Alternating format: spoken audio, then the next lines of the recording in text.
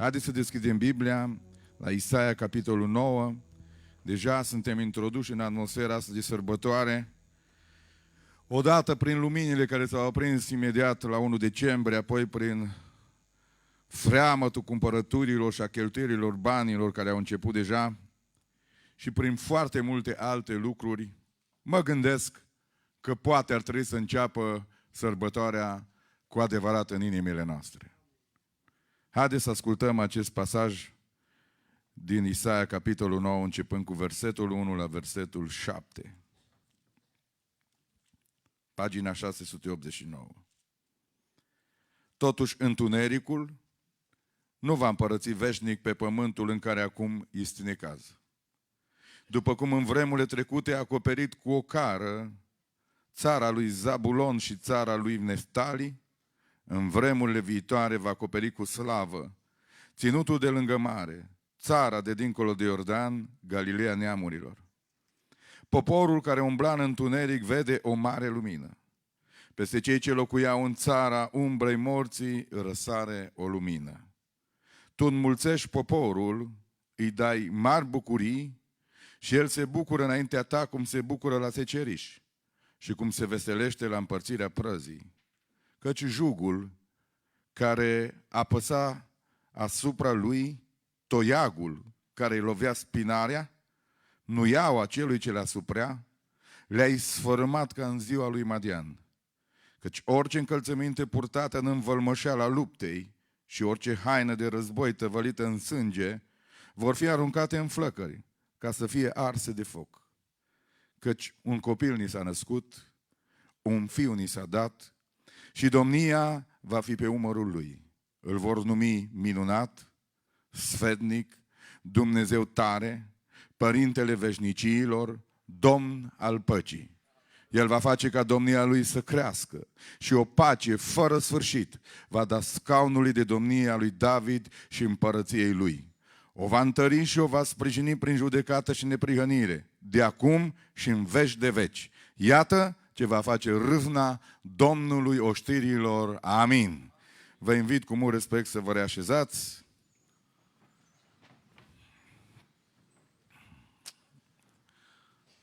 Vă salut pe toți din toată inima. Din nou, fac și eu ca și Vasile, cei care nu v-am văzut aseară, mă bucur să vă văd, pe câți vă văd în seara asta. Îl văd și pe fratele Ion, care a venit acum, fratele păstor, Domnul să-l binecuvânteze, o surpriză plăcută. Ne bucurăm să ne întâlnim aici în casa lui Dumnezeu și Dumnezeu să binecuvânteze toată adunarea în întregime. Amin. Ne-am bucurat aseară, și eu m-am bucurat aseară, deși eu am predicat, dar să știți că, într-un fel, primul care se bucură, dați-ne libertatea asta, este întotdeauna cel care predică și cel care cântă, că trece cumva Dumnezeu prima dată prin el înspre voi. Și eu am fost foarte conștient aseară că cel care a fost aici între noi și ne-a atins și ne-a binecuvântat a fost Duhul lui Dumnezeu. De aceea toată slava și cinstea să-i o dăm lui și toată gloria, acum și în vecii vecilor. Amin. Dragii mei, aș vrea să vă fac o introducere care cu siguranță că este parte din predică și să vă aduc niște vești foarte bune. O să mergem prima dată în Geneza, pentru că avem un cuvânt aici. Întunericul nu va domina și nu va împărăți veșnic peste un pământ în care acum este necaz. Cu siguranță toți știm destul de bine că, de fapt, profetul Isaia sau Duhul profetului a vorbit în mod special de întunericul spiritual, care a venit peste lume odată cu căderea omului în păcat a strămoșilor noștri, Adam și Eva. Și a venit un întuneric. Apoi promisiunea asta de întuneric spiritual are un punct în care spune că își va pierde domnia. Momentul când își va pierde domnia este întruparea lui Iisus Hristos. De aceea în această seară va trebui la un moment dat, nu prea târziu, să punem întrebarea directă, nu doar așa generalizată cum ne place uneori să ascultăm predicile, și foarte personală, și să mă întreb în această seară, indiferent cine sunt, ce a schimbat întruparea lui Iisus Hristos în viața ta și în viața mea. Cu adevărat. A adus ea doar o religie nouă, punctat de câteva ori pe an prin nașterea lui Hristos, moartea lui, învierea lui, înălțarea lui și atât? Sau a schimbat punct cu punct și fundamental viața mea? Pentru că acest text este foarte explicit. Nu este o chestiune așa generală în care spune, a venit Hristos și este o nouă etapă. Aia pentru oamenii care vor să vorbească așa. Dar pentru noi care depășim spațiul ăsta religios și vrem să experimentăm cu adevărat apariția acestui copil care a devenit Domn și a devenit Mântuitorul lumii întregi, este Iisus Hristos, Fiul lui Dumnezeu, fie-i binecuvântat numele Lui. Dar totuși vreau să vă mai aduc în o veste bună și în ce privește întunericul ăsta din care noi am venit de afară, bezna asta de afară. Și că noi suntem într-o sală care este luminată. Și pentru aceasta o să vă fac un pic că noi nu prea avem ce să regretăm, pentru că noi n-am fost în Eden niciodată, dar prin strămoșii noștri am fost în Eden. Noi toți ne-am născut după pierderea Edenului. Și fiecare generație nu a experimentat niciodată bucuriile Edenului de atunci. Am experimentat consecințele căderii strămoșilor noștri și suntem undeva între Edenul de altădată și raiul care vrea să vină. În partea de istorie în care ne-am născut, suntem într-o parte foarte favorabilă, pe care au invidiat-o toți prorocii Vechiului Testament, care cercetau, Duhul lui Dumnezeu din ei cerceta și vroiau să vadă ce va urma odată cu întruparea lui Iisus Hristos. De aceea vreau să vă considerați în această seară, împreună cu mine, o generație favorizată de marele har al întrupării, al morții și învierii lui Iisus Hristos, al înălțării lui Iisus Hristos, care stă la dreapta Tatălui într-o poziție de mijlocire, dar este prezent și aici între noi în această seară. Mare har! Și mare îndrăzneală putem avea la el. Toți prorocii au cercetat și au spus, vrem să vedem vremile de har. Vremile care vor urma întrupării lui Iisus Hristos, morții și învierii sale. Vrem să vedem cum va arăta slava care va veni în urma lucrării mântuitoare a lui Hristos de pe cruce. Toți au vrut să vadă asta. Noi deja suntem în posesia acestei haruri. Dar mă întorc și totuși cu toții ne-am uitat în Eden, am avut momente când am vorbit despre Eva asta ne-a băgat aici, am vorbit despre Adam și așa mai departe. Vreau să vă duc un pic în Eden și să vă spun că chiar povestea asta cu întunericul fizic are un început undeva. La un moment dat simțeam așa să spun că Dumnezeu a creat întunericul ăsta de afară. Aproape că aș avea argumente să spun asta, dar totuși Biblia nu mă lasă. Și trebuie să vă spun ceva, după aia o să vă duc puțin în rai, că noi uităm în față, nu în spate. Ochii noștri ne-au pus Dumnezeu în față, că dacă vrea să ne uităm în spate, ne punea aici. Așa că cei mai buni urmează. Am eu o vorbă care o spun des. Cei mai buni urmează pentru că Dumnezeu a pregătit ceva glorios pentru noi. Glorie Domnului! Haideți să venim la momentul ăsta cu întunericului. Când a apărut întunericul? Pentru că vreau să vă spun, în prima zi a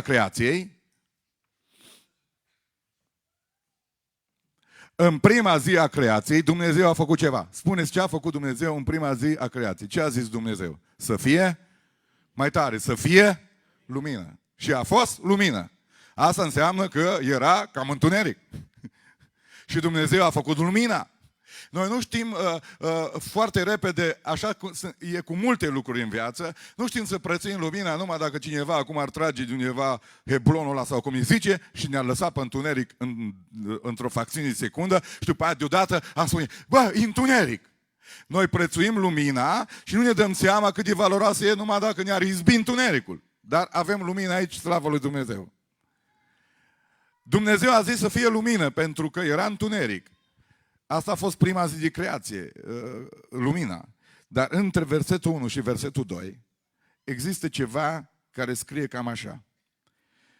Pământul era pustiu și gol, peste fața adâncului de apă era întuneric și Duhul lui Dumnezeu se mișca deasupra apelor. Deci era o dominație a întunericului și pe deasupra acestui întuneric și pustiu, Duhul lui Dumnezeu se mișca dintr-o parte în alta. Versetul 1 spune, la început Dumnezeu a făcut cerurile și pământul, dar între versetul 1 și versetul 2 s-a întâmplat ceva care a produs un haos, un întuneric pe toată în tot universul. Știți ce s-a întâmplat atunci? Cei mai mari teologi, care și eu sunt de acord, spun că între versetul 1 și versetul 2, că nu putem măsura timpul acolo, că de aici începe măsurarea timpului, când sunt create zilele, acolo a fost aruncat Satan și cu îngerii care s-au răzvrătit. Iar căderea lui Satan pe pământ a produs un asemenea haos și un asemenea cataclism, încât tot pământul era învăluit în întuneric. Dar și peste întunericul acesta, cineva se mișca. Și acesta este Duhul lui Dumnezeu. Și astăzi este un întuneric foarte gros peste lumea asta, acel care se mișcă ca autoritate ultimă este Duhul lui Dumnezeu și spunem din toată inima, glorie ție, Doamne, pentru că ești prezent în această seară într-o lume pustiitoare și urâtă, încărcată de păcate felurite și grosolane. Duhul tău cel sfânt se mișcă peste noi, așa cum Duhul lui Dumnezeu se mișcă peste adunarea noastră, din toată inima, glorie lui Dumnezeu. În ziua întâi Dumnezeu a apărut în haosul ăsta și a spus să fie lumină. Și a fost lumină. Dar în momentul următor, Dumnezeu în ziua a patra a făcut câteva lucruri în care a reglat. Și a apărut versetul 14. Dumnezeu a zis, pentru că am despărțit, ca să pot despărți lumina din întuneric, trebuie să mă ocup de o zonă numită și zi și noapte. Dumnezeu a zis să fie, nu știu cum arăta nici ziua atunci, cred că nu era prea multă lumină. Spune așa, Dumnezeu a zis să fie niște luminători în întinderea cerului, ca să despartă luminătorii ăștia ziua de noapte. Ei să fie niște semne care să arate vremile, zilele și anii. Și să slujească de luminători în întinderea cerului ca să lumineze pământul și așa a fost. Dumnezeu a făcut cei doi mari luminători și anume, luminătorul cel mai mare să stăpânească ziua și ăsta este soarele. Se pare că dacă n-ar fi soarele, nu știu cum ar fi ziua. Și atunci Dumnezeu a zis, bă, și ziua să fie un luminător cel mai mare și ăsta e soarele. Dumnezeu urăște bezna, ca și voi. Zice, băi, întuneric bezna. Nimănui nu-i place bezna. V-ați întrebat vreodată cine vă place bezna? Pentru că veniți din Dumnezeu. Nici lui Dumnezeu nu-i place bezna. Și pentru că nu i-a plăcut bezna, a făcut un luminător și noaptea. Spuneți care e luminătorul ăsta? Luna. Și a zis, bă, lângă lună să mai fie luminători mai mulți, mai mici, pentru că vreau să nu fie beznă niciodată. Dați-mi voie să spun, fără să speculez, pentru că eu cred că norii și toată negura asta care acoperă și soarele câteodată ziua și câteodată nouratul ăsta vine și noaptea și acoperă luna și destul de întuneric și ziua și noaptea, că toți norii au venit după cădere. Că înainte de cădere nu era niciun nor. Dovada este că chiar și după cădere nu prea au apărut decât mult mai târziu, pentru că aduceți-vă aminte în lumea lui Noe nu ploase niciodată, ci Dumnezeu iriga pământul de jos în sus, prin rouă și prin toate lucrurile și apoi în momentul al doilea pas al blestemului omului și lumii lui Noe, atunci a deschis zăgazul cerului și a dat drumul la ploaie și a venit înnourarea până în ziua de azi furtuni și cataclisme, pentru că pământul a fost pus într-o direcție blestemată încă o dată tot din cauza omului. Creația a fost supusă la cei supusă, tot din alegerile greșite ale omului, până în ziua de azi. Aici sunt de acord cu cei care apără planeta asta, pot să intru în partidul lor, pentru că omul, într-adevăr, prin tot ce a făcut și multe lucruri care a făcut, a deregat în tot cosmosul ăsta și clima și oxigenul și anotimpul și toate lucrurile s-au dat peste cap. Dar să nu revenim la politică, ne întoarcem înapoi și vreau să vă spun că eu cred din toată inima, nefiind înnorat niciodată, că era foarte strălucitoare atmosfera ziua și chiar și noaptea era foarte luminoasă, pentru că luna, după cum vă aduceți aminte, când este o lună plină și nu este niciodată nor pe cer, că poți să umbli noaptea aproape ca și ziua. N-ai nevoie de becurile primarilor. Dumnezeu reușește să lumineze și noaptea. Toată această imagine, vă întrebați, frate Gabi, dar ce predică e asta? Știți de ce v-am spus-o? Că ăsta era raiul, soarele ziua, luna noaptea, a făcut din luminători ăștia niște semne care să despartă vremurile. O zi se măsoară prin prezența soarelui și se sfârșește prin prezența nopții și a lunii. În felul acesta s-au măsurat anii până în ziua de azi. Dar ce vreau să vă spun? vreau să mergem ca să vedeți, să aveți așa o bucurie foarte mare, să nu regretați niciodată de încă o dată vă spun, nu-l puteți regreta că nu l-ați experimentat, da? Să zic că avem în noi așa niște chestiuni de acolo din Adam și Eva, că sunt strămoșii noștri și așa cum nepoții noștri seamănă cu bunicii și cu străbunicii, așa și noi semănăm în foarte multe laturi cu Adam și Eva. Haideți să ne uităm un pic spre rai. Ce va face Dumnezeu în zona asta a creației și a lucrurilor care erau în Eden, care le avem într-o formă mai ciudată după cădere, cu nori, cu tulburări, cu cataclisme și așa mai departe, și apoi ne vom muta în zona spirituală. Dacă să vă dau o bucurie foarte mare, pentru că noi trăim pe pământul ăsta cu soare și cu lună, nu stăm numai să cântăm și în adunare, Dumnezeu are niște promisiuni pentru noi, Apocalipsa, capitolul 21, versetul 23, unde este prezentată cetatea Raiului Dumnezeu, trec peste toate explicațiile și ajung în versetul 23 din capitolul 21 din Apocalipsa. Eu așa zic să vă pregătiți să spuneți amin și aleluia, pentru că iată ce spune aici. Cetatea n-are trebuință nici de soare, nici de lună ca să o lumineze. Căci o luminează slava lui Dumnezeu și făclia ei aprinsă care va lumina cetatea asta este mielul lui Dumnezeu. Iisus Hristos Domnul. Aleluia! Nu mai îmi pare rău deloc după Eden. Ci vreau să vină raiul lui Dumnezeu, pentru că de acolo dispare soarele, luna și nu va fi nevoie de luminători, pentru că slava lui Dumnezeu va lumina, iar făclia care va arde acolo în cer va fi însuși Domnul Iisus Hristos. Să spunem din toată inima glorie Domnului. Versetul 24 are legătură direct cu dumneavoastră și cu mine în seara asta. Nu este vorba de evrei aici. Neamurile vor umbla în lumina ei și împărații pământului își vor aduce slava și cinstea lor în ea. Porțile nu se vor închide ziua, fiindcă în ea nu va mai fi, spuneți toată biserica, nu va fi noapte. Citatea Ierusalim se încândea seara, zice, vine noaptea să închid porțile. Zice, porțile nu se mai închid. De ce? Pentru că nu mai vine noaptea niciodată. Așa că va începe o zi care nu se va sfârși niciodată și va fi eternă. Merită să fim pocăiți în seara asta? Merită să slăvim pe Dumnezeu? A Lui să fie slava și gloria. Promisiunile astea sunt pentru tine. Dacă vă mai întrebați odată de ce aduc predica asta, este ca să vezi de ce mare valoare a avut întruparea. Și ce mare valoare are întruparea. Ca să nu putăm un bebelaj de Crăciun și să mâncăm cozonaci și să mergem în iad. Haideți să mai citesc câteva versete din capitolul 22, care sugerează aproape același lucru, versetul 5.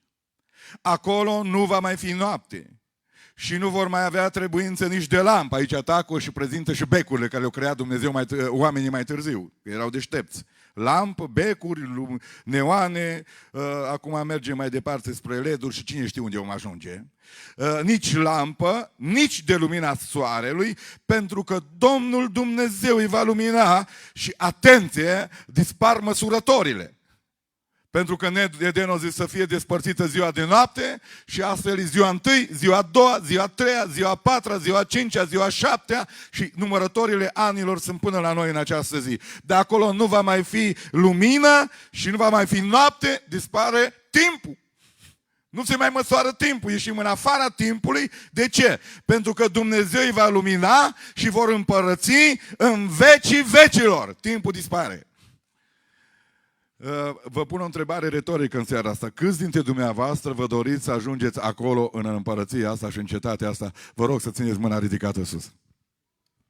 Până atunci îmi dau eu jos haina. Nici căldură nu va mai fi acolo.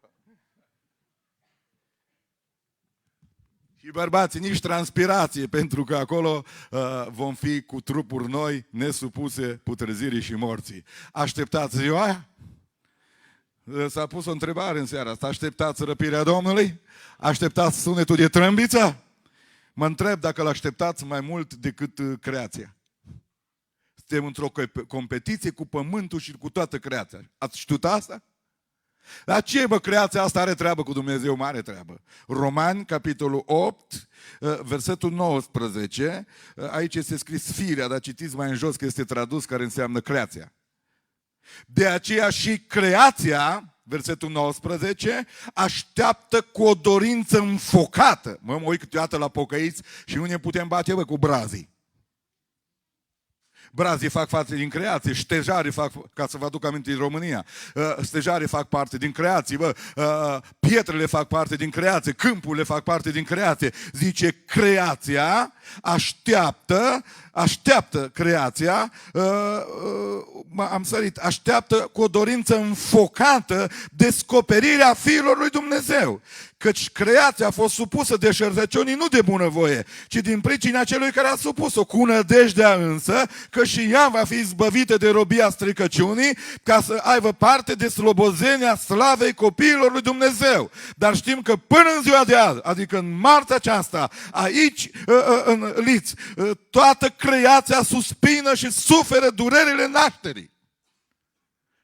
Suspină și suferă durerile naștere. Ce naștere? Atunci când și creația va mai naște, iată ce va naște. Iată că Dumnezeu va face să fie ceruri noi, un pământ nou, în care va locui neprihănirea, să spună toată adunarea gloriei Domnului. Creația așteaptă și ea să fie transformată. Așteaptă și ea să fie schimbată. Da, dumneavoastră care sunteți aici în seara aceasta, avem oameni în căruciori, oameni bolnavi, oameni paralizați, oameni care suferă, noi îmbătrânim, avem dureri de oase, de picioare, de reumatism. Nu vreți să scăpați de toată durerea asta? Avem mormântări, țipete, durere, despărțiri, jale. Cel care va pune capăt acestei istorii a întunericului, a durerii, a suferinței și a păcatului este mielul lui Dumnezeu, Iisus Hristos Domnul, care s-a născut în Ezra de Betlehem. Cine salvează, Doamne, întunericul ăsta fizic? Cine salvează, Doamne? Cine salvează creația? Cine pune capăt durerilor, suferințelor noastre? Și deodată aud cu 700 de ani înainte să se întâmple, căci un copil ni s-a născut, un fiu ni s-a dat și domnia va fi pe umărul lui. Îl vor numi minunat, sfetnic, Dumnezeu tare, Părintele veșniciei, Domn al slavei. Stimații mei, frați și surori, bucurați-vă! Iisus Hristos revine. Aleluia! Câți m-au întrebat în pandemie, ce urmează, frate pastor? Nu știu, murim cu toții ca muștele. A început războiul, ce urmează? Cei mai preocupați sunt pocăiții. Știți, câteodată îmi vine, nu pe ei să-i bat, să zic că nu mă interpretează greșit, că mă filmează cineva. Îmi vine să-mi dau mie cu Biblia în cap, să mă bat pe mine, căci creația asta așteaptă arătarea fiilor lui Dumnezeu, că ea suspină și așteaptă asta și pocăiții nu știu ce așteaptă exact. Ei sunt cei mai fricoși, ei sunt cei mai în panică, ei sunt cei mai îndurerați, cei mai tulburați, când ei ar trebui să vadă în toate semnele astea că Iisus Hristos revine, aleluia! Că Iisus Hristos revine! Glorie Domnului!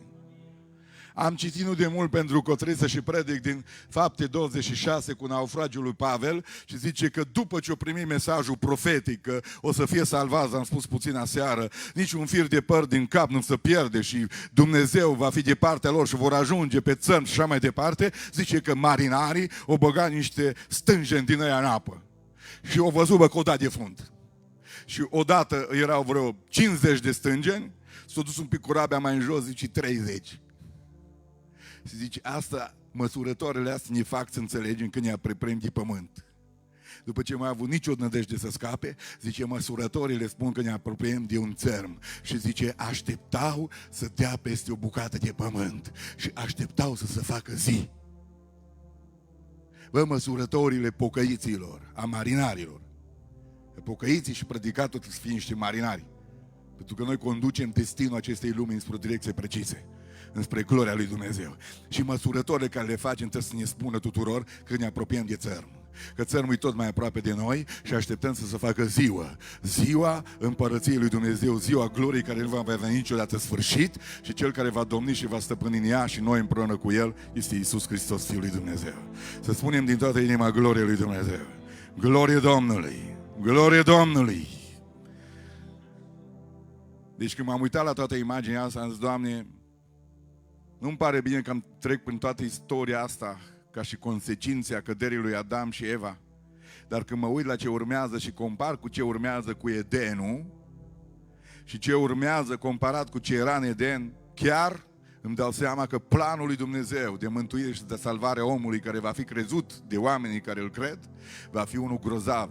Iar al doilea Adam, care va veni acolo în raiul lui Dumnezeu, va fi de o valoare mult, mult mai mare decât Adamul din Eden. De aceea, Dumnezeu să fie lăudat pentru toate lucrurile și Dumnezeu să umple inimile tuturor din adunare de o mare bucurie, de un mare har, pentru că sărbătoarea asta este o sărbătoare a bucuriei, este o sărbătoare a exaltării spirituale și nu trupești. De aceea, în acest praznic să vă dea Dumnezeu aici sau în țară unde veți fi, niște sărbători binecuvântate și odată ce îl sărbătoriți pe Iisus Hristos, să auziți punctele care le spun în continuare în seara asta, dar să priviți cu un ochi al credinței înspre rai și să-L vedeți pe Dumnezeu și slava Lui care luminează, să vedeți că nu o să mai fie niciodată noapte, așa nu mai dormiți niciodată. Cei ce dorm noapte, dacă nu va mai fi noapte, nu mai doarme nimeni. Și cu toții vom fi în raiul lui Dumnezeu, va începe o zi și nu se mai termină niciodată. Se deschide porțile, nu se mai închide niciodată. Slava lui Dumnezeu va mișca pe acolo, mielul va fi o flăcărie acolo înfiptă în ceruri care va lumina zi și noapte și vom vedea gloria Lui și slava Lui. Adă, Doamne, ziua aceea mai curând!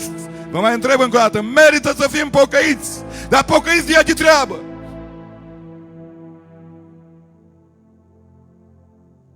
Vă dați seama când pierde un om dacă nu rămâne credincios lui Dumnezeu și mântuit? Veșnicia veșniciilor cu Dumnezeu în slava Lui. Doamne, umple-ne de credință în această seară. Și acum pun întrebarea încă o dată.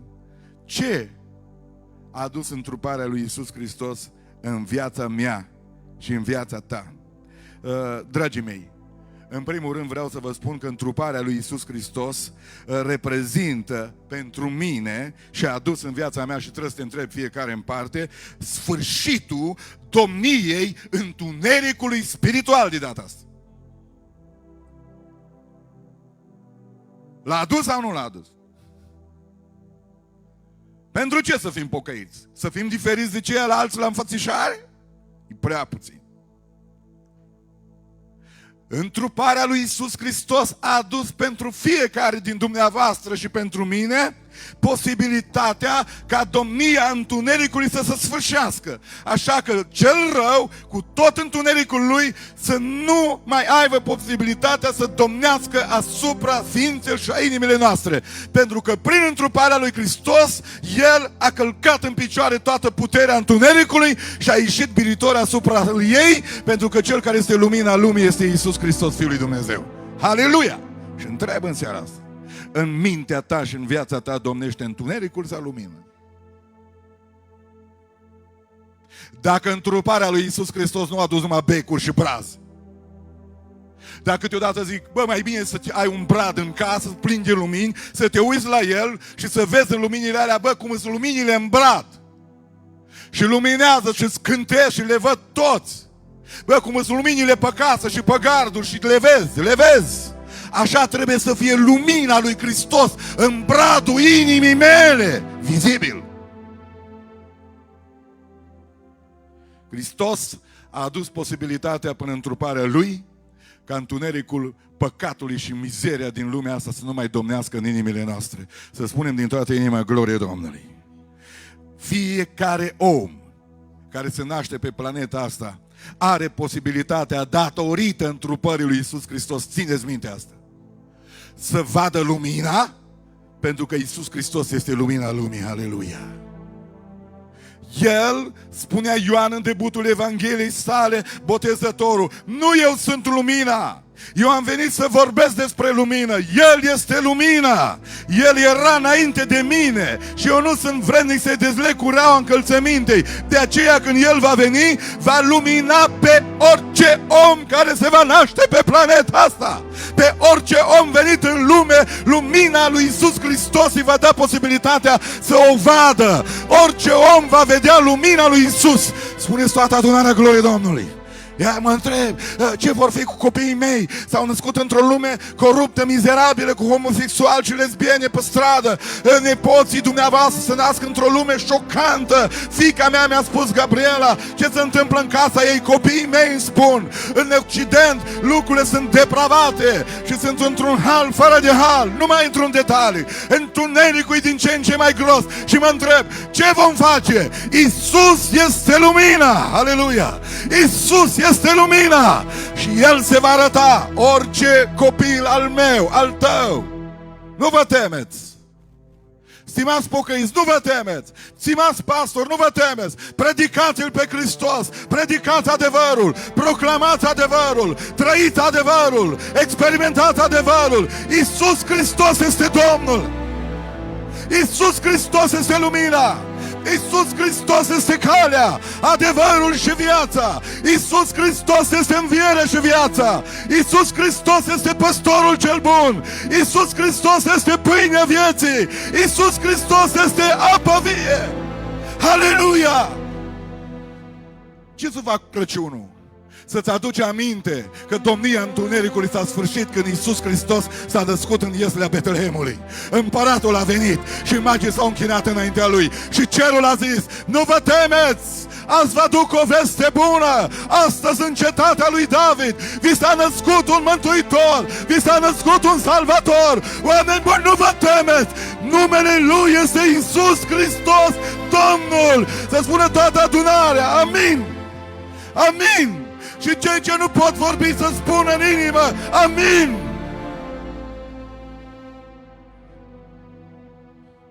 Ce am făcut din Crăciun o prostie, o sărbătoare comercială în care suntem atenți să ne asortăm cu roșu, în care suntem atenți să asortăm toate casele noastre, în care vrem să impresionăm pe toți musafirii cu mâncărurile, cu platourile. Nu mai știu unde să luăm platouri, nu mai știu cum să le aranjăm, pentru că musafirii vor spune: e o competiție oarbă, surdă, nebună, în care musafirii vor spune: la ei am mâncat cel mai bine, la el am fost serviți cel mai tare. Suntem într-un contrasens. Iisus Hristos n-a venit pentru competiții de genul ăsta. Iisus Hristos a venit să ne mântuiască. Aleluia! Nu zic să nu faceți, dar nu vă legați inima de lucrurile astea. Este vin și pleacă. Iisus Hristos rămâne. Întunericul nu va împărăți. Voi aduce posibilitatea până copilul care se va naște, ca toți care sunt prinși în lațul întunericului și a morții să fie ridicați de acolo. Ascultă-mă în seara asta. Ai posibilitatea să vezi lumina, spune amin. Ai posibilitatea să alegi lumina. Ai posibilitatea să iubești lumina. Ai posibilitatea să trăiești în lumină. Ai posibilitatea să fii tu însuți lumină. Aleluia! E grozav să aud că Iisus este lumina lumii. E grozav să știu că El luminează inima mea și copiii mei și generații care vor veni. Dar parcă e și mai grozav când îmi spune Iisus: tu ești lumina lumii. Și mă pune pe același nivel. Nu numai că putem vedea lumina până în trupare, băiete care ești aici, nu numai că poți să fii luminat cu ce să faci cu viața ta, cu timpul tău, cu anii tăi, cu sentimentele tale și cu tot ce ești. Tu însuți poți să devii o lumină în liț și în împrejurim. Tu însuți poți să devii o lumină în împrejurul nostru. Și Iisus a zis: vă înalți prin întruparea mea și vă așez ca o cetate așezată pe un munte care nu poate niciodată să rămână ascunsă. Așa că unde apareți voi să produce o lumină. Așa că unde vă mișcați voi să produce o lumină. Doamne, binecuvântează adunarea noastră în această seară. Fă niște lumini vii, Doamne, că dacă Tu vei fi făclia în rai, fă ca noi să fim făclii aici pe pământ. Dacă Tu vei elimina eternitatea noastră, fă să fim niște lumini, ar să indicăm spre gloria Ta, ca oamenii care zac în întuneric și în umbra morții să poată să vadă lumina. Când vor vedea faptele voastre bune, care sunt lumini, să slăvească pe Dumnezeu în ziua cercetării. Spun împreună cu voi laudă lui Dumnezeu. Poți să vezi lumina, poți să alegi lumina, poți să trăiești în lumină, poți să devii lumină tu însuți și îți mai spun ceva: poți să rămâi în lumină până la capăt. Slavă lui Dumnezeu! A adus întruparea lui Iisus Hristos sfârșitul domniei întunericului în viața voastră? Sau ne-a adus o religie așa mesianică?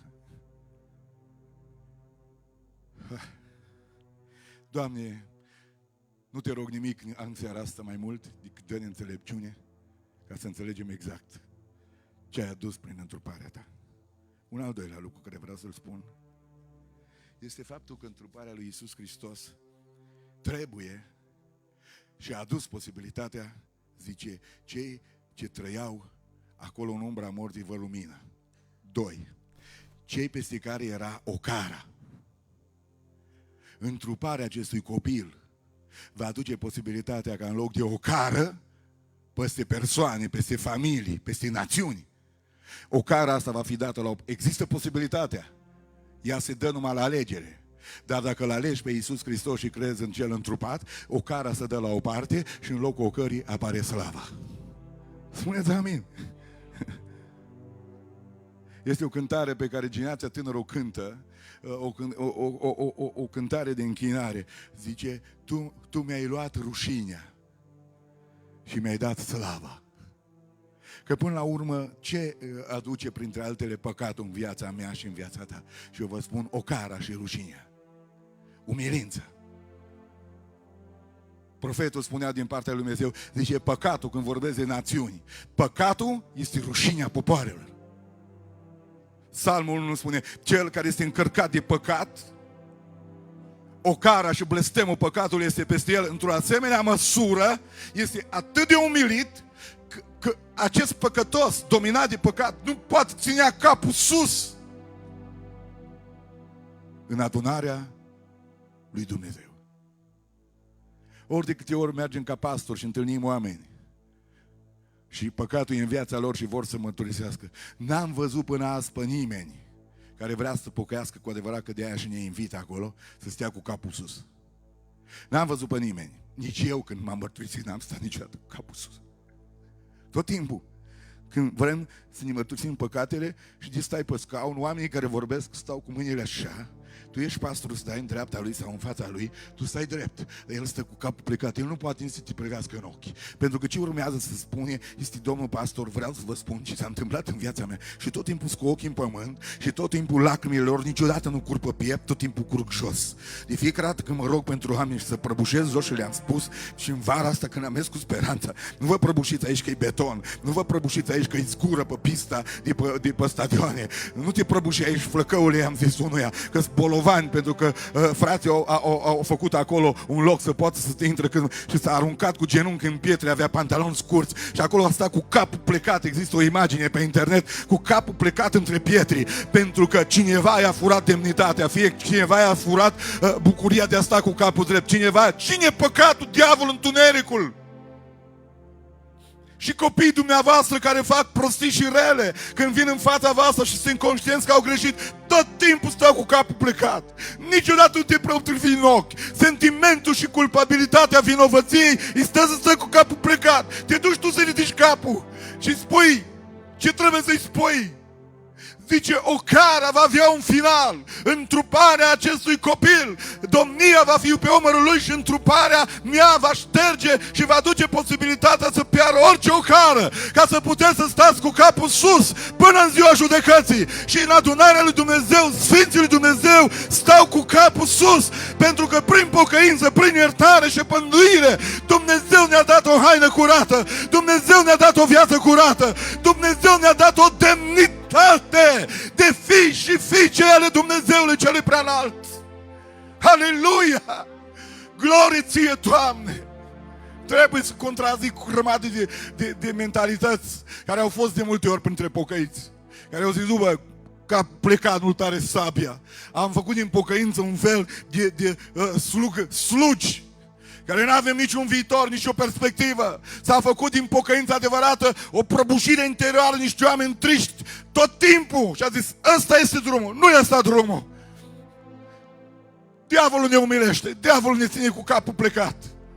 Diavolul ne fură demnitatea, diavolul ne fură cei mai frumos în viața noastră. Diavolul ne fură zâmbetul, diavolul ne fură fețele senine strălucitoare. Dumnezeu a venit să ia pe hoțul acesta, Dumnezeu să-l mustre și pe toți trimișii lui să-i dea la o parte și să aducă sărbătoare, să aducă bucurie, să aducă pace, să aducă aleluia, să aducă mâini ridicate, să aducă fete ridicate. Strălucesc fețele, cântă adunarea, cerul stă și ascultă cântarea. Cât de bine mă simt cu aleșii Domnului. Ce popor minunat! Să spună tot poporul minunat, aleluia! Aleluia! Ar să știți că întotdeauna, pentru cei care mai vreți să vă jucați cu păcatul, sau mai vrem, întotdeauna El va umilit. Dacă ai făcut greșeli și ai trădat pe cei iubiți de lângă tine, întotdeauna când ai venit acasă, ai venit cu capul plecat. Întotdeauna te-ai citit tot ce s-a întâmplat cu tine. Tu tot timpul ai mințit și ai zis nimic. Dar de fiecare dată, ceea ce s-a produs în tine a fost greu de ascuns în afară. Pentru că cineva te-a furat pe dinăuntru, cineva ți-a adus rușinea. Aduceți-vă aminte cel puțin de 2 texte din Biblie pe care însuși Iisus Hristos le-a dat în 2 pilde. Vă aduceți aminte că atunci când vorbim de pilda samariteanului, deși tot timpul m-am uitat și am zis, prin rațiune și logică nu funcționează aia. Bă, nu fi greșit doctor Luca, nu au greșit. Că au zis că prima dată când l-a atacat tâlharea, știți ce a făcut? L-a dezbrăcat. Pentru că asta face diavolul, întotdeauna te umilește. Asta e umilința, când te dezbracă, te lasă gol, te ascunzi și deja rușinea e pe tine. Zice, bă, cum să, zice, l-a dezbrăcat, l-a jefuit, l-a bătut și l-a lăsat așa mort. Pentru ce, bă, să-l dezbraci? Îl jefuiești prima dată. Dacă nu iei cu asta, îl bați prima dată, bă. Așa am văzut în toate regiile, în toate filmele. Nu îl dezbracă de haine. Îl lovește, îl trântește de pământ, îl calcă în picioare. Apoi, lovit și aproape mort, îl jefuiești și iei tot ce are prin buzunare. Dar pilda aceea a vrut să zugravească metodele prin care diavolul jefuiește o ființă umană și prima metodă a lui este umilința prin dezbrăcarea fizică. Asta face el. Asta face el. Aduceți-vă aminte Gadareni, ca să completezi imaginea de îndrăcitul acesta care avea 6.000 de demoni peste el, o legiune de draci. Zice, el nu mai locuia de mult acasă. Locuia în morminte și punctul 2 zice, de mult nu îmbrăca o haină. Pentru că ceea ce i-a înșurbat în minte, diavolul zice, să umbli gol, să fie rușinea și spaima tuturor. De aceea a ajuns să doarmă în cimitir din cauza dezbrăcării exterioare. Aduceți-vă aminte a 3-a pildă în care fiul risipitor se întoarce acasă și mărturisește păcatul și rușinea care i-a produs-o. Aduceți-vă aminte ce a făcut tata prima dată și a dat ordin, repede să se întâmple asta, repede să se întâmple asta, ca rușinea să se oprească. Zice, aduceți repede haina cea mai bună și îmbrăcați-l cu ea. Pentru că primul lucru care îl face mântuirea este atunci când te iartă, îți redă demnitatea. Și când era îmbrăcat în haină, altfel vorbești, altă persoană. El ne-a îmbrăcat în hainele mântuirii, a pus peste noi mantaua izbăvirii, ne-a îmbrăcat și ne-a făcut ca un mire pregătit pentru mireasă, ca o mireasă pregătită și împodobită cu sculele ei, gata de nuntă. Pentru că nuntașii au demnitate. Nu cred în pocăitul cu capul plecat. Cred că este într-o idee cu Biblia și cred în pocăiții care țin capul sus, nu de mândrie, ci din cauza că Iisus Hristos le-a iertat păcatul. Cred în pocăiții care laudă, cred în pocăiții care zâmbesc, cred în pocăiții care și când plâng zâmbesc, cred în pocăiții care când și să prăbușesc ei sunt înălțați, pentru că cel care ține mâna lui este Iisus Hristos, Fiul lui Dumnezeu. Dacă cineva mă întreabă cine e demn pe pământul ăsta, atunci spun, acesta este copilul lui Dumnezeu mântuit și iertat prin credința celui care s-a întrupat. Ăsta e cel mai demn om de pe planetă, are cel mai înalt statut și Ioan spunea, vedeți ce dragoste ne-a arătat Tatăl? Ne-a dat dreptul să ne numim copii al lui Dumnezeu și suntem! Ce va fi nu s-a arătat încă, dar știm că atunci când va veni El, vom fi ca El și îl vom vedea exact așa cum este. Haleluia! Pe cei care i-a mântuit, deja spunea Pavel, Dumnezeu i-a și proslăvit, i-a așezat cu Hristos Iisus în cer, în slava lui Dumnezeu. De aceea pocăitul cel mai demn om de pe planeta asta, deși societatea îl consideră cel mai mizerabil, retardatul planetei, un om care nu știe să trăiască, care nu știe să zâmbească, greșiți cu toții, singurul care știe să zâmbească cu adevărat, care nu mimează niciodată zâmbetul și lacrima, este Sfântul și Sfânta mântuită prin credința în Iisus Hristos, spălați de păcate, eliberați de vină, putem să trăim sărbătoarea sărbătorilor și să-L cinstim pe Dumnezeu până la capăt. Puteți să spuneți împreună cu mine, amin? Neprihăniților, bucurați-vă în Domnul! Neprihăniților, le șade bine? Spuneți cântăreți acum. Ce le șade bine lor? Cântarea de laudă, aleluia! Dacă vă simțiți neprihănite prin credința în Hristos și neprihăniți, vă stă bine să cântați și să aveți cântări de laudă, nu de jale. Pentru că Cel care ne-a redat demnitatea este Iisus Hristos, Fiul lui Dumnezeu. Să vă ajute Dumnezeu pe voi și pe mine să trăim un astfel de Crăciun acum în 24 septembrie. Demn, curățați, cu fețele transformate de Hristos, cu domnia luminii și nu a întunericului, trăind în lumină, iubind lumina, crezând în lumină și fiind noi înșe lumini, și cu demnitatea sus, spunând, cel care merită toată slava și gloria este Dumnezeu. Timpul zboară, dar nu-i în baie că zboară cu folos. Vă place predica? După predica de aseară, mă pregăteam cumva la un eșec în seara asta, că e foarte greu când Dumnezeu ridică la un moment dat standardul foarte sus, ca să-l poți și ține și a doua seară. Dar cel care se îngrijește de toate lucrurile este Duhul lui Dumnezeu. Asta v-am spus ca să știți că sunt un mare om și nu sunt un sefeu venit de pe o altă planetă. Sunt îngrijorat, sufăr, mă gândesc și sunt exact ca voi. Dar cineva are milă din noi toți și acesta este Iisus Hristos, Domnul. Oamenii tot timpul au așteptări, exact ca și ăștia din sport. Dacă odată o câștigat, și toate le câștigă. Dacă odată o bătut cu 7-0, zice, acum de aici în sus merge. Și următorul meci îl pierde. Noi suntem oameni, Iisus este singurul desăvârșit și perfect și spunem încă o dată, glorie Domnului în veci.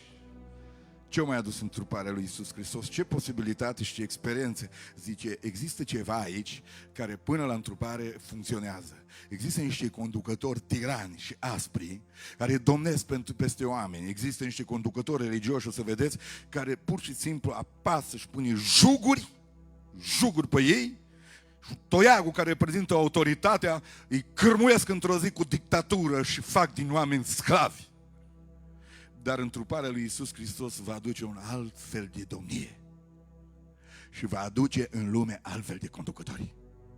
Și toiagul de cârmuire va fi total pe contrasens de tot ce e în lumea asta. Lumea va fi șocată de noua împărăție care va intra pe planeta asta până întruparea lui Iisus Hristos. Chiar întruparea în sine va fi o lecție pentru toți împărații pământului, pentru că Dumnezeu alege să-și aducă pe cel mai mare împărat, împăratul împăraților, într-un grajd.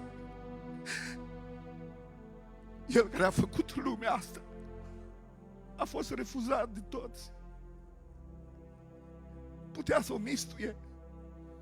Cum spune Max Lucado, zice, dacă Iisus Hristos ar fi agitat odată și ar fi întins mâna odată peste lume să zică, dispărăți! Și toată planeta ar fi distrusă. Dar El a venit cu altfel de domnie. El a venit cu altfel de guvernare. El a venit să le dea lecții tuturor. Și a zis, stăpânitorii lumii cu toiegile lor domnesc peste voi. Și împărații lumii cărmuiesc cu autoritatea asta. A zis, voi fiii mei din întrupare, să nu faceți așa. Între voi să nu fie așa. Ci cel care vrea să fie mare, să fie robul și slujitorul tuturor. Și a zis, Petre, vino să-ți spăl picioarele. Și a zis, Petru, niciodată nu faci asta. Cum să-mi speli tu picioarele? Vino, Petre, că dacă nu te spăl, n-ai parte cu mine. Și a venit și s-a plecat și a luat ștergalul și i-a spălat picioarele. Și a zis, înțelegeți voi ce v-am făcut eu? Sunteți datori și voi să vă spălați picioarele unei altora. Asta e legea lui Iisus Hristos. Pentru că toiagul care lovea spinarea, jugul care apăsa, a fost sfărâmat ca în ziua lui Madian. Pentru că un copil ni s-a născut, un fiu ni s-a dat și domnia va fi pe umerul lui. Dar el, domnitorul, regele, se va pleca la Lighean să spele picioarele mizerabile ale ucenici de praful de pe drum, îngenunchiat acolo. Costache Ioanic Grea și scrie o mare și celebră operă de poezie. Zice, Petre, cine ia cergarul? Nici tu, nici tu, nici tu. Niciunul nu vrea să ia cergarul. Doamne, eu sunt prea bătrân. Zice Petru în imaginația poetului. Eu zice, eu sunt prea tânăr. Mereu avem impresia că suntem prea ca să ne plecăm. Suntem prea mari, suntem prea cunoscuți, avem prea multe like-uri, avem prea multă experiență, suntem prea buni predicatori, suntem prea mari pastori ca să ne mai plecăm la mărâtul de lângă drum. Dar Iisus Hristos era cel mai mare, este cel mai mare și va fi întotdeauna cel mai mare. Și El cel mai mare s-a plecat. Noi suntem niște râme.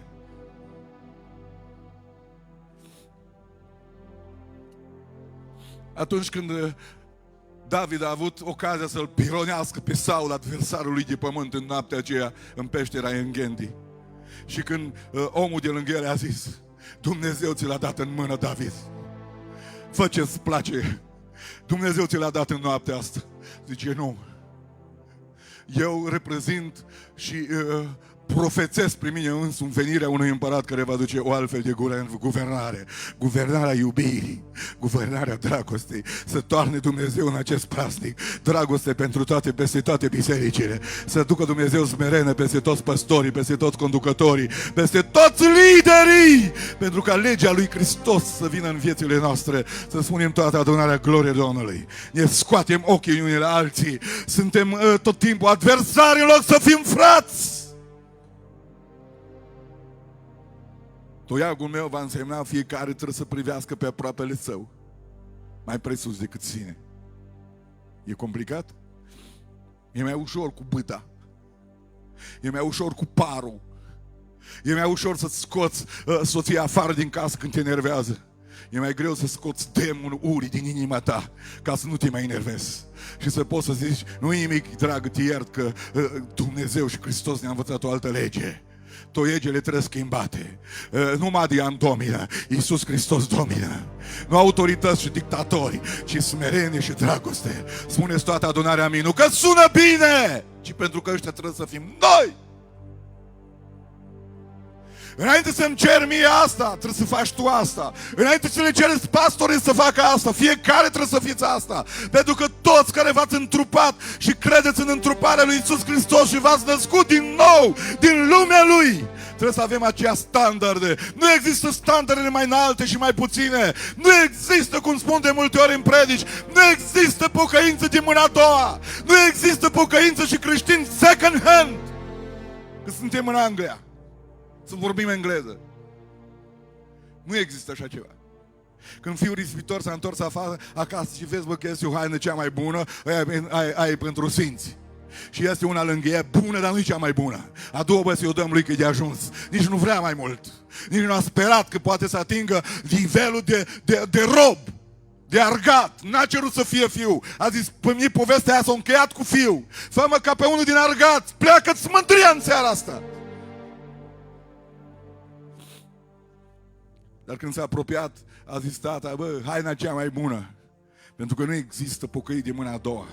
În împărăția lui Hristos, ori intri pe poarta care trebuie, ori nu intri deloc. Nu sunt două porți, nu sunt două pentru onoranți și una pentru sclavi. Iisus Hristos are o singură poartă, pentru că El însă este poarta înspre cel cine intră acolo va fi glorificat și va fi binecuvântat, pentru că Cel care binecuvântează este Iisus Hristos. Să spunem din toată inima: glorie Domnului!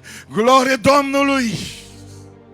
Și zici: băi, câteodată că în lumea asta există domnie, tiranii, dictatori în Rusia, în Coreea, în China și nu numai.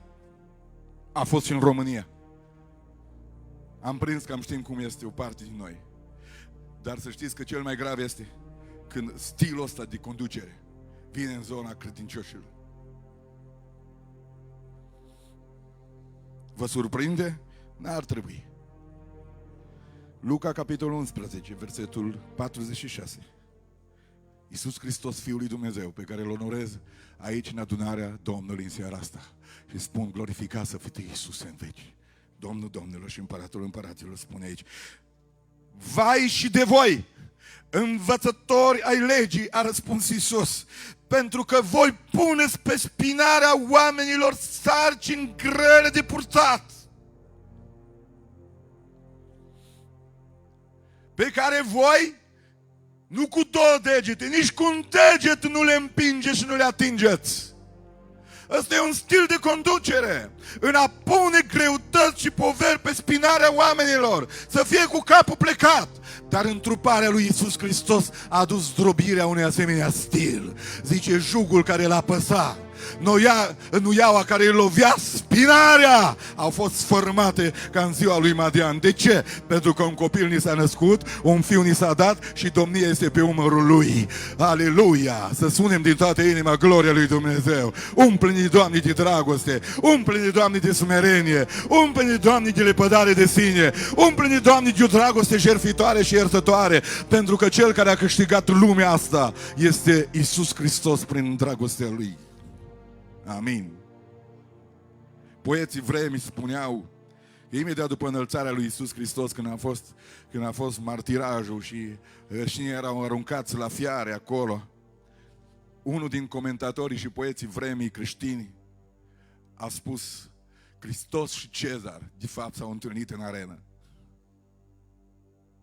Violența și dictatura lui Cezar, setea de sânge la propriu, s-a întâlnit în arenă cu niște bieți creștini, luați și hăituiți de animale, de lei și de fiare. El, Cezar, era acolo cu setea de violență, iar amărâții de creștini aveau un domn pentru care ei mureau. Un domn care i-a iubit până la capăt și și-au zis și noi să-l iubim ca el până la capăt. Și zice, Hristos și Cezar s-a întâlnit în arenă, sabia urii și sabia dragostei. Și comentatorul Eusebiu a spus, și Hristos a câștigat. Iisus este viu. Dragostea a învins. Pentru că dacă mureau 100 de creștini în ziua în arenă, 200 din amfiteatru care asistau la felul cum mureau, cum cântau, cum lăudau pe Dumnezeu cu fecele străluțind, se întorceau la Hristos și credeau în El. 100 mureau și 200 se trezeau la viață, pentru că Hristos în dragoste a învins și violența a pierdut din totdeauna.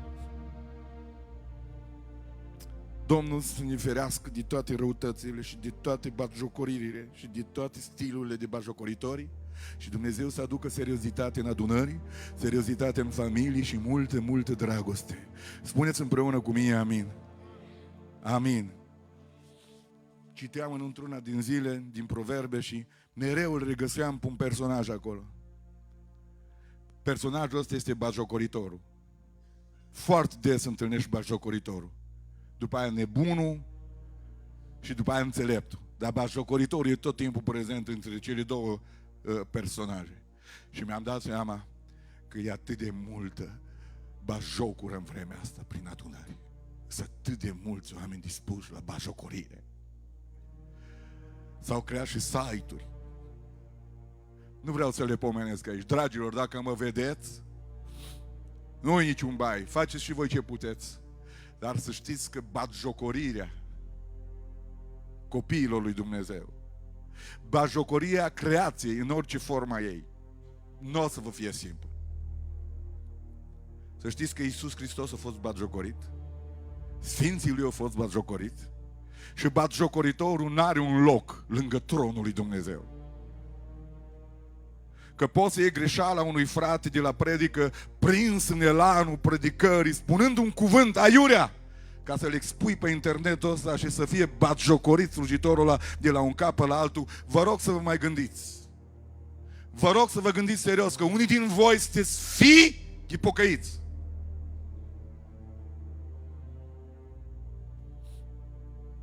Temeți-vă de Dumnezeu. Și nu în felul ăsta poți să ajungi popular și să ai like-uri. Poți să ai binecuvântând. Poți să ai vorbind de bine. Nu-s de acord să ridicăm în slăv gafele și să facem din ele că nu ne pasă. Dar nici să devenim noi înșine o sursă de batjocură pentru fiii întunericului. Nu cred că este un act de înțelepciune. Vă iubesc, vă prețuiesc, dar mai gândiți-vă. Dacă asta e varianta. Și autorul David, dacă nu greșesc, din Psalmul 1 spune, zice, nu te așeza. Nu te așeza pe scaunul batjocoritorului. Dragii mei, când eram mici copii, am fost învățați la biserică. Nici să ne așezăm pe un scaun fizic, deși acolo se sugerează cu mult mai altă dimensiune. Eu zic, bă, dacă a stat un batjocoritor pe scaunul ăsta, nu te așeza. Până acolo s-a dus pocăința. Unde suntem azi? Suntem câteodată și noi predicatori o sursă de batjocură infinită. chiar ai noreașilor din adunare. Și după câteva zile de la slujbă, ca să auzi într-un colț și altul prin biserică cum am fost bajocorit. E greu. Dar de fiecare dată ne revenim și spunem, ăsta e un fleac față de cum am fost bajocorit. Iisus Hristos, Fiul lui Dumnezeu, care pur și simplu predicam acum la ultima cină, l-au scuipat în față, i-au smuls barba. Am văzut nu de mult un arbitru care a dat cartonajul roșu la un jucător care l-a scuipat pe celălalt, că a văzut pe imagini, și afară. Până și în lumea asta laică, zice, bă, gesturile astea de bajocură la adresa unui adversar trebuie să fie penalizate. În adunările noastre batjocura a devenit un trend, a devenit o modă. Batjocură de cei care vin în față, că ei sunt cei mai expuși. Batjocură de cântăresc, batjocură de cineva care recită o poezie, batjocură de cineva care se roagă. Că uneori ne adunăm și toate astea cineva le adună și le bagă pe piață. Suntem aici să ne pocăim cu toți în seara asta. Jugul care i-a păsat, toiagul care i-a păsat, nuiaua care le lovea spinarea, întruparea lui Iisus Hristos le va distruge și în locul lor va aduce toiagul cărmuirii smereniei, a iubirii, a mângâierii și al dragostei. Până mângâierea care a fost mângâiat, spune Apostolul Pavel, ca voi înși vă să mângâiați pe alții. Să spuneți din toată adunarea, glorie Domnului. Glorie Domnului în veci. Vreau un singur lucru să mai spun. Și după aia, cum am obiceiul, să se pregătească și ei să cânte și o să cântăm o cântare frumoasă. Am pomenit nuiaua. Nu închei într-o notă așa foarte faină, dar nu mă las Duhul lui Dumnezeu să nu 8 și 2 minute, să nu zic și treaba asta. Nuiaua asta înseamnă un act de violență, de multe ori. Și vreau aici să amintesc că întruparea lui Iisus Hristos nu a adus doar o sărbătoare cu pachete și cu cadouri, ci întruparea lui Iisus Hristos a venit să pună capăt violenței verbale. Suntem biciuiți cu vorbele. Suntem loviți de vorbe. Nu iau asta vorbelor. Unii am învățat-o să o mânuim cu multă abilitate. Aruncăm vorbele fără să credem că sunt lovituri grele. Nuiaua înseamnă lovitură. Și nuiaua, zice, îi lovea spinarea. Zice, întruparea lui Iisus, zice, stop! Cuvintele voastre să fie drese cu sare. Să zidească. Și ce înseamnă să zidești? Când un om, când e dărâmat, a zidi înseamnă a lua cărămizile dărâmate și a clădi în sus. A da cu nuiaua înseamnă a distruge ce-i zidit. Cuvintele voastre să zidească, să dea har celor care le aud, să vindece.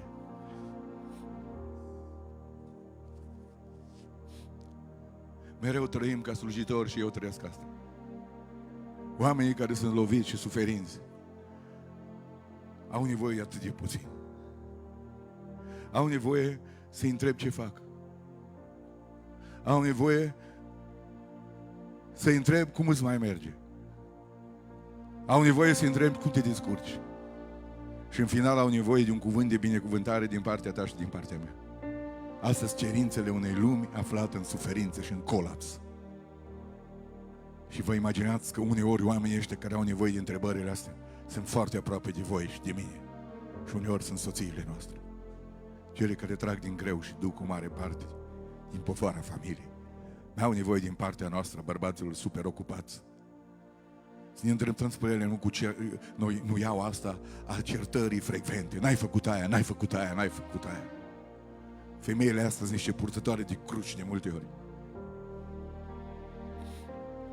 Nu merită asta. Și de-ar merita-o, tot nu-i creștinește să facem asta. Cred că nuiaua, zice, trebuie să fie scoasă afară. Și să fie binecuvântarea unor cuvinte care vin din inima lui Dumnezeu, care aduc pace și liniște și zidire. E nevoie de oameni buni. Este nevoie de femei bune și de bărbați buni. Este nevoie de soți buni și de soții buni. Și avem nevoie de copii buni. Nu cântați voi? să fie numai oameni buni. Nu zic de voi, vă simt dragostea de fiecare dată când vă întâlnesc. Dar credeți-mă, câteodată umblu mult să întâlnesc un om bun.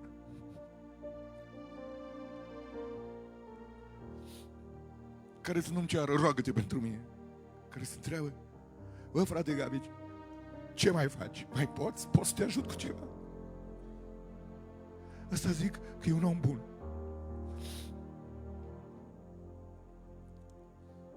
Înțelepciunea unui om se arată de felul cum vorbește. Și ceea ce îl face pe un om să fie fermăcător este bunătatea lui. Mi-e dor de oameni buni. Aș vrea să fie numai oameni buni.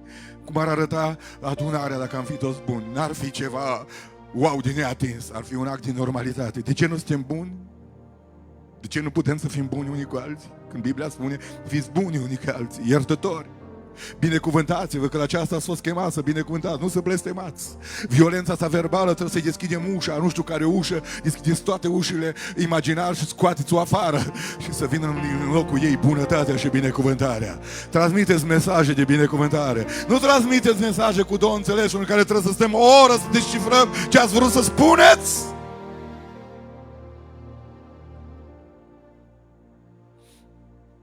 Mai există o violență psihică care are legătură cu violența verbală, în care sunt experți în discurs și se spune vorba asta care e golănească, dar trebuie să o spun, și eu te fac prin cuvinte. Și sunt oameni care au fost trimiși aproape la spitalul din nebuni din cauza cuvintelor și șmecheriei prin care oamenii știu să vorbească și să înțepe ca penina toată ziua. Toată ziua te înțeapă cu cuvinte, de la un moment dat îți pierzi cumpătul și mintea. Există în iau asta șmecheriei. Există talentul ăsta de a vorbi încât ar putea să îngenunchezi pe oricine și să-l faci să se prăbușească. Zice unul, bă, nu poți să ieși niciodată în capăt cu el pentru că are la el vorbele. Eu mă gândeam că are la el pe Dumnezeu.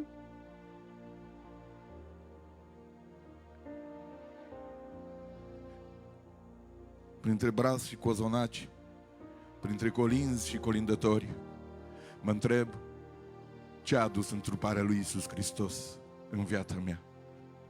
Ce fel de om sunt? Cine mă domină? Câtă demnitate mi-a mai rămas? Câtă bucurie mai am?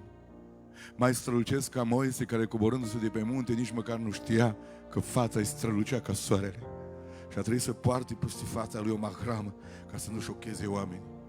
I-am pierdut aproape orice formă de demnitate și de strălucire. Invităm oamenii la fel de depresie exact cum ei ne invită pe noi. Aproape că nu mai este nicio diferență între Sfinții lui Dumnezeu și restul. Este o seară de har. Este Iisus Hristos și Duhul lui prezent aici și credem că Cel care poate să ne ridice inimile noastre este Hristos, Fiul lui Dumnezeu.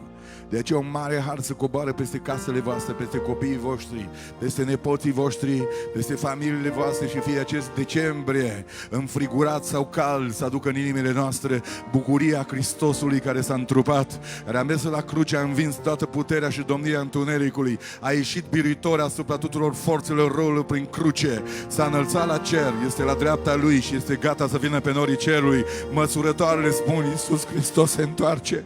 Suntem tot mai aproape de țărm, suntem tot mai aproape de mal, suntem tot mai aproape de Cel care îl vom vedea așa cum este și vom intra într-o lume și într-o cetate unde nu va mai fi soare și lună, nu va mai fi seară și dimineață, în care nu va mai fi un început și nu va mai fi niciodată un final, pentru că însuși Dumnezeu își va arăta slava Lui, mielul va fi făclia și porțile se vor deschide și nu se vor mai închide niciodată, pentru că Hristos Domnul va fi totul și în toți.